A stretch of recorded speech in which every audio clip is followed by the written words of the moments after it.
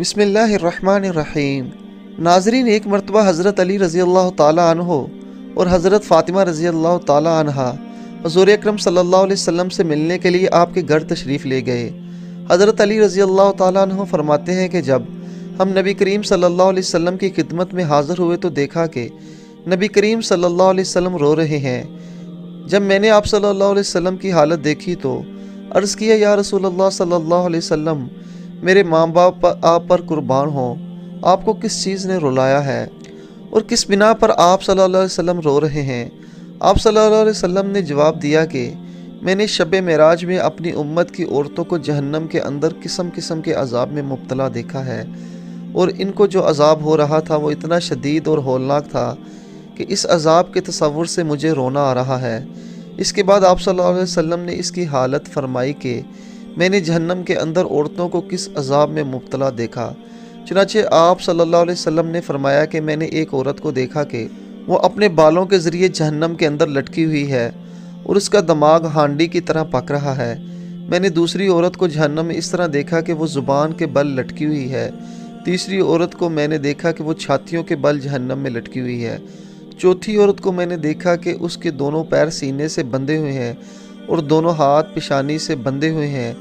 پانچویں عورت کو میں نے اس حالت میں دیکھا کہ اس کا چہرہ خنزیر کی طرح ہے اور باقی جسم گدھے کی طرح ہے، مگر حقیقت میں وہ عورت ہے اور سانپ بچھو اس سے لپٹے ہوئے ہیں۔ چھٹی عورت کو میں نے اس حالت میں دیکھا کہ وہ کتے کی شکل میں ہے اور اس کے منہ کے راستے سے جہنم کی آگ داخل ہو رہی ہے اور پخانے کے راستے سے آگ نکل رہی ہے۔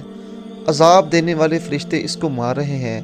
آپ صلی اللہ علیہ وسلم نے جب ساتویں عورت کو دیکھا جو بہری اور اندھی گونگی تھی اور آگ کے ایک صندوق میں قید تھی اور اس کا دماغ پگھل کر ان کے تنکوں سے بہہ رہا تھا اور اس کا وجود برس سے جزام کی وجہ سے ٹکڑے ٹکڑے ہو رہا تھا۔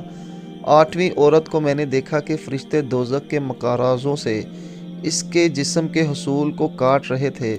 نویں عورت کو میں نے دیکھا جس کے چہرے اور ہاتھوں کو جلایا جا رہا تھا اور وہ اپنی انتریاں کھا رہی تھی اور اس کے نیچے آگ جل رہی تھی۔ اس کے بعد فاطمہ الزہرا رضی اللہ تعالی عنہا نے عرض کیا، ابا جان، ان عورتوں پر یہ عذاب ان کے کون سے عمل کی وجہ سے ہو رہا تھا؟ ان کے کون سے ایسے عمل تھے جن کی وجہ سے آپ صلی اللہ علیہ وسلم نے ان کو اس ہولناک عذاب میں مبتلا دیکھا؟ اور آپ صلی اللہ علیہ وسلم نے فرمایا، جس عورت کو میں نے جہنم میں لٹکا ہوا دیکھا اور اس کا دماغ ہنڈیا کی طرح پک رہا تھا، اس کو یہ عذاب گھر سے باہر ننگے سر جانے کی وجہ سے ہو رہا تھا۔ وہ عورت نامحرم مردوں سے اپنے سر کے بال نہیں چھپاتی تھی۔ دوسری عورت جس کو آپ صلی اللہ علیہ وسلم نے دیکھا کہ زبان کے بل جہنم میں داخل ہوئی ہے، وہ عورت زبان درازی سے اپنے شوہر کو تکلیف دیا کرتی تھی۔ استغفر اللہ۔ تیسری عورت جب آپ صلی اللہ علیہ وسلم نے دیکھا کہ وہ اپنی چھاتی کے بل لٹکی ہوئی ہے، یہ وہ عورت ہے جو شادی شدہ ہونے کے باوجود دوسرے مردوں سے ناجائز تعلق رکھتی تھی۔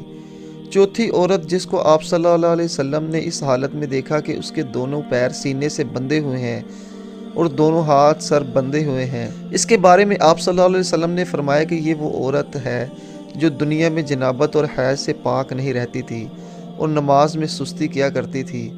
پانچویں عورت جس کو آپ صلی اللہ علیہ وسلم نے اس حالت میں دیکھا کہ اس کا چہرہ خنزیر کی طرح ہے اور باقی جسم گدھے کی طرح، اور یہ وہ عورت ہے جس کو جھوٹ بولنے، چگلی کھانے کی وجہ سے عذاب ہو رہا تھا کہ وہ کتے کی شکل میں ہے، اس کے منہ سے آگ داخل ہو رہی ہے اور پخانے کی جگہ سے نکل رہی ہے اور فرشتے جہنم کے گروہ سے اسے مار رہے ہیں۔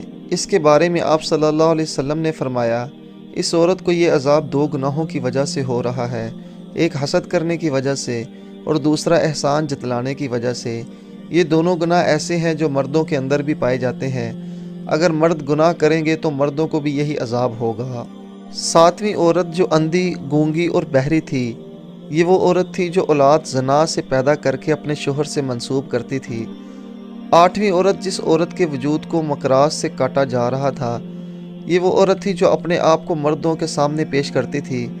جس عورت کا چہرہ بدن جل رہا تھا وہ اپنی انتریاں کھانے میں مصروف تھی، وہ دلالہ تھی۔